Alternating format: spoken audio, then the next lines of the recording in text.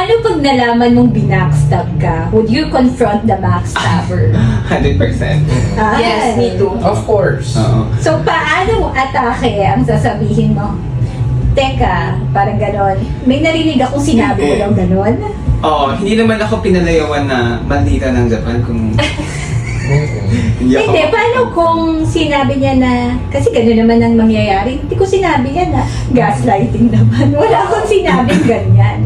Eh di syempre, sasabihin. Harap-harapin mo na yung tao. Oo. So, mag-usap Eh, sabi nito ganyan, dadali ko yung tao.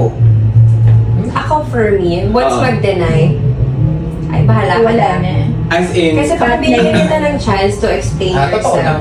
Yeah, iko-confront mo si person. sabihin ko, for example, ikaw. Ay, grabe "Bro, talaga." Sabi mo daw, Oo. Eh, so, kinuha ko yung charger mo. Hindi ko kinuha. Or enough. Sabi mo, hindi ako nagsabi nun. Pag nagganong ka sa akin, pero may proof talaga na sinabi mo yun, hindi na kita kakausapin after that. So, Alam ko na kung anong klaseng tao ka. So,